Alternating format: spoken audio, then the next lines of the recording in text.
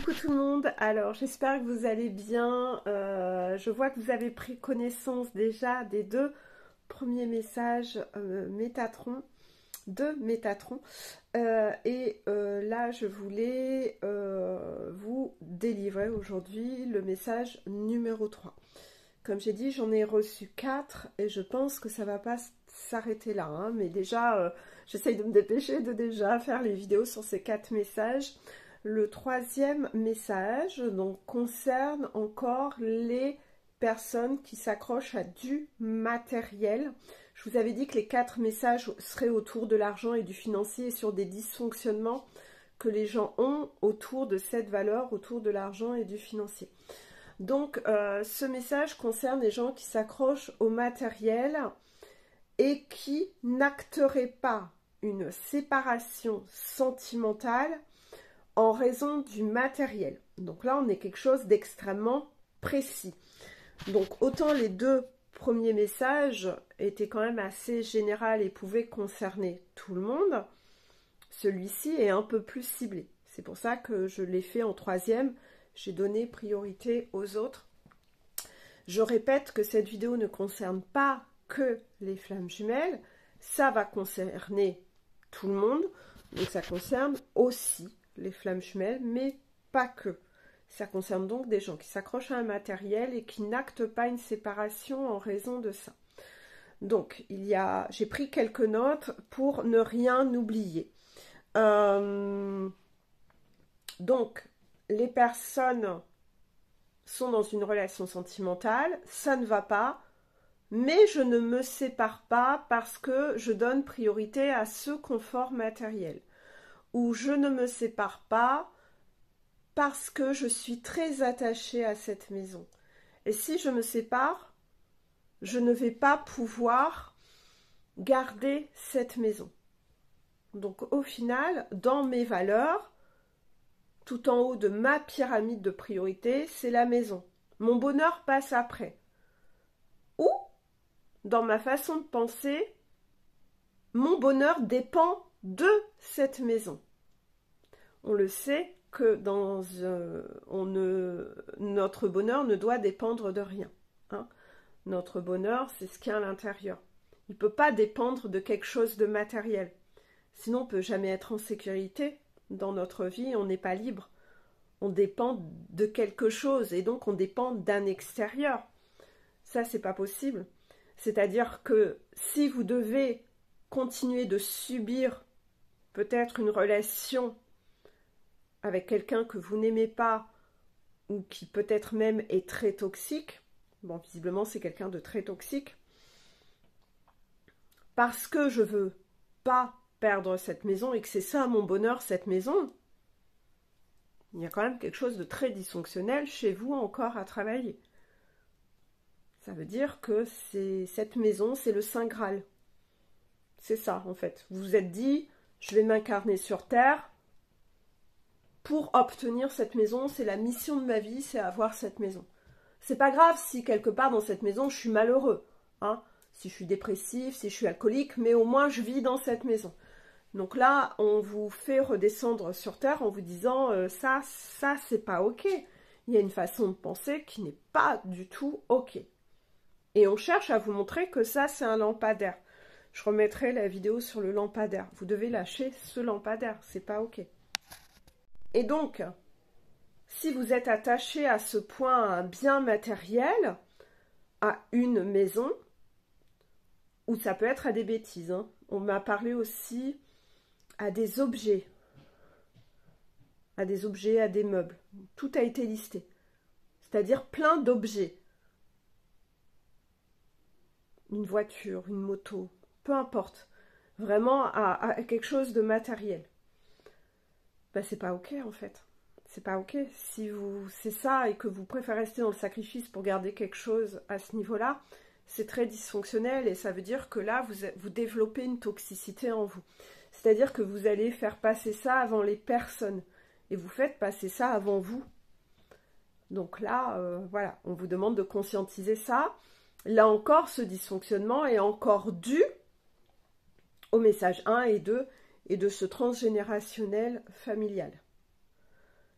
Donc, c'est-à-dire que voilà, vous allez continuer à transmettre en transgénérationnel quelque chose de très dysfonctionnel.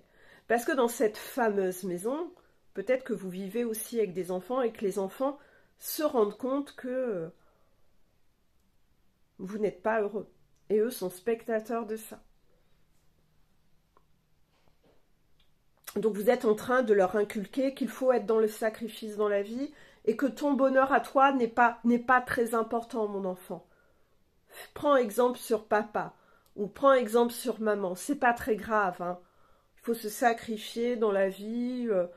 Ton bonheur à toi, quand tu seras grand, il faudra que tu le mettes en parenthèse. C'est pas très important, ton bonheur à toi, hein. Quand on est un papa ou quand on est une maman, c'est comme ça qu'on doit être. On doit être dans le sacrifice, on doit être malheureux. Donc là, il y a vraiment fausse route, hein, pour le coup. Donc, par rapport à ça, le message, c'est que on va vous rendre cet environnement de plus en plus inconfortable. Pour vous montrer que non, c'est pas ça votre sécurité, c'est pas ça le bonheur. On n'a pas le droit de s'attacher à quelque chose comme ça. La sécurité, vous devez aller la chercher en vous. Donc il y aura des déboires autour de ça. Ça va venir taper sur le talon d'Achille, sur la chaîne, pour la péter, là où ça fait mal. C'est le seul moyen de vous rendre libre pour réussir. Il n'y a qu'en étant libre qu'on peut réussir à devenir un peu ce ballon qui flotte dans le ciel et qui arrive à approcher le soleil et le bonheur, en fait. Hein. C'est un peu l'image, en fait, qu'on m'envoie.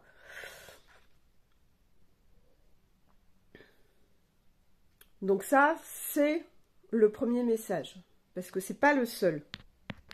La suite du message, c'est que même si vous partez à un moment dans ce processus de séparation, on a vu dans le message 2 d'hier que l'environnement, le familial, allait chercher à vous dissuader.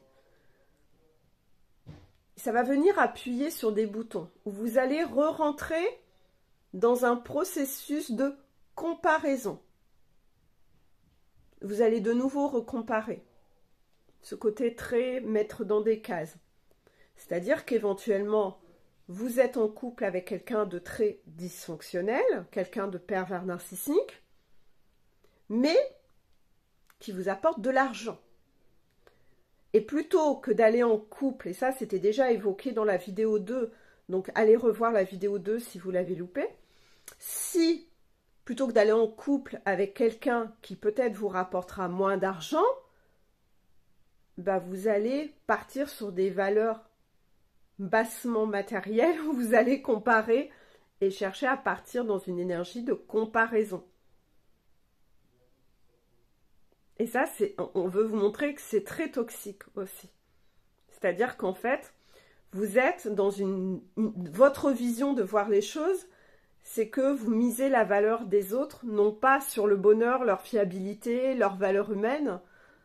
Non, vous portez une valeur aux personnes sur ce qu'ils vous rapportent. Donc si vous avez déjà regardé la vidéo 2, vous êtes vraiment en train de dupliquer ce que vous ont appris vos parents. Donc les dégâts sont vraiment en vous, là. Les dégâts, ils sont là, hein. Vous en rendez pas compte, mais vous êtes vraiment en train de faire, de dupliquer. C'est déjà bien ancré en vous. Là, on vous demande de le conscientiser, ça. Le message suivant, c'est qu'autour de ce contexte, même si vous actez la démarche de vouloir vous séparer, vous allez rester accroché à une énergie de combat pour réussir à grappiller et ne rien laisser à l'autre ou réussir à obtenir un max dans ce combat. Finalement, vous n'avancez pas. Vous dépensez toute cette énergie dans ce combat. Et vous donnez encore le pouvoir à l'argent. C'est-à-dire qu'au lieu de vous dire « c'est pas grave si je perds 1000 € là-dessus, je m'en fiche. Je préfère, ma liberté vaut tellement plus que ça, que je vais les lâcher ces 1000 € à mon pervers narcissique plutôt que de rentrer à ruiner ma santé et à me sacrifier encore, à rester dans ce combat, ma liberté et mon bien-être vaut bien plus que 1000 euros. Mais non, visiblement, il y a des personnes parmi vous qui restent dans ce combat pour obtenir le max. Je veux rien lui laisser. Sauf que vous êtes en train de vous laisser manipuler. C'est ça le message que je reçois, c'est que vous êtes en train de rentrer dans le jeu de votre adversaire dans ce combat. C'est-à-dire que le pervers narcissique, parce que là on me parle d'un couple où c'est un pervers narcissique. Donc regardez quand même toute la vidéo, parce que parfois des personnes sont persuadées que leur conjoint n'est pas un pervers narcissique, alors que si, c'en est un, hein, d'accord? Donc regardez quand même toute la vidéo, même si vous êtes convaincu que ça n'est pas un pervers narcissique, vous devez écouter ce message jusqu'au bout. C'est-à-dire que le pervers narcissique, quand il se sépare, à un moment, il vous fait croire qu'il est gentil, et que au plus vous allez être gentil avec lui, au plus il va accepter les négociations. Mais ça n'est qu'un masque et encore une stratégie de manipulation pour que la procédure continue, parce qu'il sait qu'à chaque fois qu'il fait traîner les choses et qu'il arrive à vous manipuler et à faire baisser votre énergie de colère, il arrive à reprendre du contrôle sur votre cerveau et à vous remanipuler et de nouveau à remarquer son emprise. En général, quand vous cherchez à vous séparer d'un pervers narcissique, vous avez déjà fait plusieurs tentatives et à chaque fois, il a trouvé une stratégie pour vous avoir à la longue, pour vous fatiguer, pour que vous redeveniez soumis. Parce qu'à force de vous mettre... Le pervers narcissique utilise beaucoup la salade de mots, hein. Il vous embrume, il vous fait croire qu'il sait où vous allez, qu'il est un peu comme ce mât fiable et que... il vous embrouille tellement la tête que vous dites que si vous ne restez pas avec cette personne, il vous fait croire que vous ne savez pas du tout où aller et que vous allez être perdu sans cette personne. Donc dans tout ce temps où il vous fait gagner du temps, l'air de rien, il il use de manipulation, il vous hypnotise, fais-moi confiance, pour de nouveau vous embrouiller la tête, éventuellement faire un peu de magie noire ou payer quelqu'un pour vous en coller, pour vous rendre de nouveau très soumis, pour à chaque fois ressemer des graines un peu tous les jours, qu'il est gentil, il veut ton bien, mais vraiment sans lui, tu seras perdu. Hein, puis quand même, regarde cette belle vie qu'on s'est construite, tu vas pas renoncer à tout ça. Puis regarde nos enfants, etc. C'est comme ça qu'il a toujours procédé. Il connaît vos bouts. Si votre levier de manipulation, c'est les enfants, bah c'est les enfants. Si c'est votre peur du divorce, bah il va vous rappeler ça. Si c'est le matériel, bah il va vous rappeler ça. Si c'est cette maison. Si c'est le fait d'avoir une belle voiture, bah il va vous rappeler ce genre de choses, que c'est important pour vous, combien vous êtes libre. Si c'est les voyages, il va vous proposer un nouveau voyage. Il va vous refaire des promesses pour que vous restiez. Donc tout le temps qu'il gagne à vous maintenir dans un combat, pour lui, c'est de l'or. C'est de l'or parce qu'il sait que plus il gagne du temps, plus il vous fatigue, et plus il vous fatigue, plus vous baissez vos résistances, et plus il va pouvoir, avec ces mots, réussir à vous remanipuler et remarquer son emprise. Donc, c'est toujours ce qu'il fait. Et à chaque fois, vous êtes tombé dans le piège. À chaque fois, vous vous êtes fait de nouveau avoir. Et là, il cherche ni plus ni moins à refaire la même chose. Donc cette stratégie de vous pensez qu'il y a des choses qu'il va accepter de négocier, c'est de la manipulation. Il peut aussi chercher à toujours changer d'avis. C'est-à-dire que la semaine 1, il va vous dire « Ouais, on va plus trouver ça comme arrangement. » Puis quand vous êtes à peu près d'accord là-dessus, finalement, il va repartir sur une autre idée. Quand vous êtes à peu près OK, là, il va rechanger encore d'une autre idée. Non, là, finalement, il n'est plus trop d'accord. Voilà. Il le fait exprès. C'est de la manipulation pour que ça n'acte rien, pour faire gagner du temps, pour vous mettre des bâtons dans les roues. Et il vous fait miroiter qu'il est conciliant, il est d'accord pour la séparation. C'est quelqu'un qui est d'accord pour la séparation, dans ce cas-là. Il vous fait croire qu'il est d'accord. Mais en fait, en aucun cas. C'est de la manipulation pour juste vous fatiguer, vous user et pour vous faire tomber dans le panneau. Donc visiblement, il y en a beaucoup qui tombent dans le panneau. Désolée si je rigole, c'est pas rigolo, mais c'est l'énergie qui m'est envoyée dans le message. C'est vraiment... il y en a beaucoup qui tombent dans le piège, en fait. Voilà. Donc, voilà. Méfiance, c'est qu'une stratégie. C'est une stratégie et c'est un test aussi pour voir si vous préférez encore ruiner votre bien-être et votre santé ou si cette somme, c'est la somme pour laquelle vous êtes prêt à vous prostituer, à vendre votre liberté et à remettre en question. Si vous en êtes encore à être manipulable sur une somme comme ça, si vous vous accrochez encore à ça, si vous en êtes encore là, ça veut dire que, waouh, vous en avez encore beaucoup de chaînes. Et donc c'est un test. C'est un test pour voir c'est quoi le prix de ta liberté en fait. Quel est le prix de ta liberté? Voilà. C'est pas fini, hein. C'est pas fini. C'est que cette personne concernée par ce message, donc il y en a plusieurs, qui cherche à se séparer et à quitter, pendant très longtemps a été dans un déni de cette situation maritale. Et c'était un peu comme si elle s'était mise dans une illusion que sa vie, c'était ça, ça, ça, ça, ça. Elle s'est fait comme un fantasme dans sa tête parce que c'était la seule façon de s'accrocher à ça, à ce qu'elle vivait au quotidien, au fait que cette vie était morne, vide. Elle a essayé de s'accrocher que c'était ça le bonheur. Ouais, que quand même ça, c'est quand même pas mal. Ouais, ce truc-là... Ouais, je vais quand même pas me plaindre, quoi. Je suis quand même bien lotie, j'ai de la chance, quoi. Donc, elle a essayé de transformer la réalité, de se mettre un voile, des œillères, pour pas du tout voir la réalité telle qu'elle est et enjoliver la situation. Et elle s'est créé un fantasme sur ce qu'est sa vie. Sauf que ce fantasme, elle est la seule personne à y croire encore. C'est-à-dire que de l'extérieur, les personnes savent que ce n'est pas la réalité et que cette personne est en train de juste tenter de se persuader elle-même. Mais ce que vibre cette personne en société, c'est que même si elle porte un masque sourire et qu'elle est heureuse, tout le monde ressent sa vibration, que cette personne s'éteint d'année en année et qu'elle est vraiment en train de dépérir, qu'elle a perdu tout son éclat. Et les gens le voient. Peut-être qu'il y a des gens parmi ces gens, de vrais amis qui seront authentiques et qui le feront remarquer, genre pour tirer la sonnette d'alarme.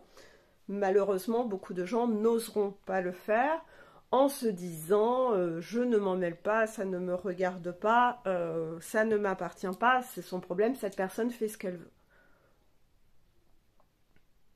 Donc, cette personne s'auto-persuade que son jeu d'acteur marche. Sauf que cette personne est la seule à encore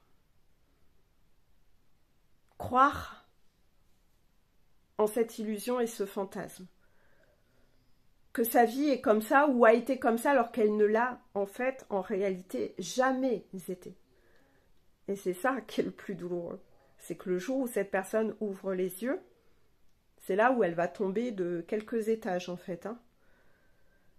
Donc, quand elle rentre dans cette énergie de comparer, de se dire oui mais je ne peux pas vivre telle vie, parce que sinon je vais perdre ça, ou j'ai quand même ci, quand même ça, c'est que le côté invraisemblable, c'est que cette personne se met à comparer un éventuel futur par rapport à un fantasme et une illusion qui n'a jamais existé.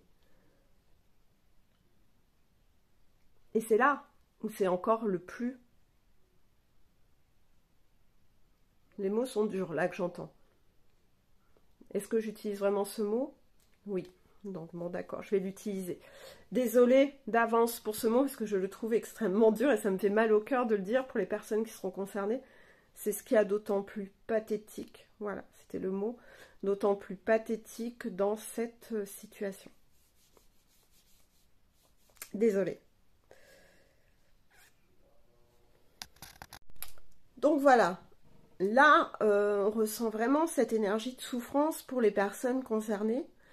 C'est que les gens se rendent compte à quel point ils se sont mentis pendant longtemps.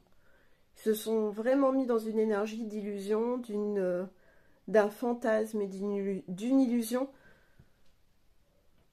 qui n'était pas réelle. Et en plus, ils se sont accrochés à ça en se disant que tout le monde les enviait de ça. Sauf qu'en fait, pas tant que ça, parce que beaucoup de gens en parlent par derrière, comme quoi les gens ne sont pas dupes et sont au courant. Parce que visiblement, cette personne perverse narcissique conjoint trompe à tout va et déblatère sur le conjoint en question concerné qui cherche à se séparer derrière son dos. Donc finalement, les gens parlent beaucoup, beaucoup, beaucoup, beaucoup. Donc là, il y a vraiment une énorme énergie de souffrance qui véhicule et c'est waouh, c'est puissant. Donc attention, le message à la fin, c'est vraiment de vous dire, on ne s'accroche pas à des objets. Vous méritez quand même tellement mieux que ça. Et votre personne, votre bien-être, votre liberté, votre bonheur, il ne se chiffre pas. Il ne correspond pas à un chiffre. Sauf que dans ce défi, ça va très très loin. C'est-à-dire qu'en fait, c'est un peu un côté surenchère pour voir si vous arrivez à mettre un chiffre sur la valeur de votre liberté ou de votre bonheur. Vous restez accroché dans ce combat parce que vous estimez que votre bonheur, il vaut combien? Vous vous donnez combien à vous de valeur? On peut vous acheter combien? Vous êtes prêt à vous vendre pour combien? Vous êtes prêt à vous prostituer pour combien?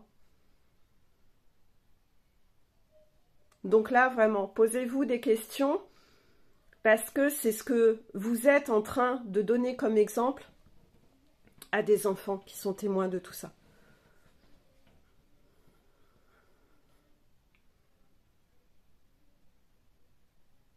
Et dans votre esprit de sacrifice, ces enfants ne vont vraiment pas vous idéaliser, loin de là. Loin de là. Ça sera tout l'inverse, en fait. Ça sera tout l'inverse. Tout l'inverse. C'est-à-dire que ces enfants qui assistent à ça se diront pas plus tard « je veux être comme papa » ou « je veux être comme maman ». Quand ils seront en soirée ou qu'ils feront un suivi psychologique ou qu'ils parleront avec leur futur conjoint, ils diront « moi plus tard je veux être tout l'inverse de ce qu'a fait papa ou maman, je veux surtout pas faire comme lui, je veux surtout pas être comme lui, ou je veux surtout pas être comme elle, je veux surtout pas faire comme elle et je veux pas être comme elle ». C'est-à-dire que vraiment vous êtes en train, vous pensez que vous faites ça un peu par esprit de sacrifice pour être un exemple, et vous allez récolter totalement l'inverse. Totalement l'inverse en fait. Voilà. C'était un message un peu hard. Je savais qu'il serait un peu hard. On vous demande de vraiment fermer les portes de façon catégorique. Quand on quitte quelqu'un, quand on se sépare, on ferme les portes de façon claire et nette. Ça doit être très tranché. C'est ça le défi que vous avez. Ça doit être très tranché. On doit stopper ces liens toxiques, on doit couper. Et j'avais des mots que j'avais écrits dans les notes que j'ai prises. Votre existence ne dépend pas de ce lien toxique. Arrêtez de croire que cette personne qui vous pipote et qui vous pipote depuis des années, que c'est le mât du bateau et que vous allez partir à la dérive sans lui. Non, c'est cette personne qui vous met à la dérive. Elle vous met la tête dans l'eau. Elle vous noie sans arrêt et vous fait croire qu'elle vous sauve derrière. Non, c'est elle qui vous empoisonne. Donc votre existence n'en dépend pas, non. C'est vous qui vous enfermez. On vous demande de reprendre votre indépendance. On doit fermer cette porte. C'était ça les mots. Demandez de l'aide si vous n'arrivez pas à acter les choses, soit avec des personnes comme moi ou d'autres personnes, des personnes qui vont vous aider à reprendre votre pouvoir et à réveiller cette lumière en vous. Parce que là, à force d'aller dans ce combat, cette personne qui cherche à ralentir cette séparation, le pervers narcissique, c'est une personne de l'ombre. Bien confirmé. Et elle ne veut pas que vous repreniez votre pouvoir ni que vos énergies s'élèvent. Elle ne veut pas vous voir vous élever. Elle veut pas vous voir reprendre votre puissance. Donc elle cherche à vous fatiguer, à vous faire tourner en rond, à vous faire perdre du temps dans ce combat, parce que comme ça, vous éparpillez vos énergies dans des combats matériels qui sont d'une futilité sans pareil. Comme ça, vous ne remontez pas la pente.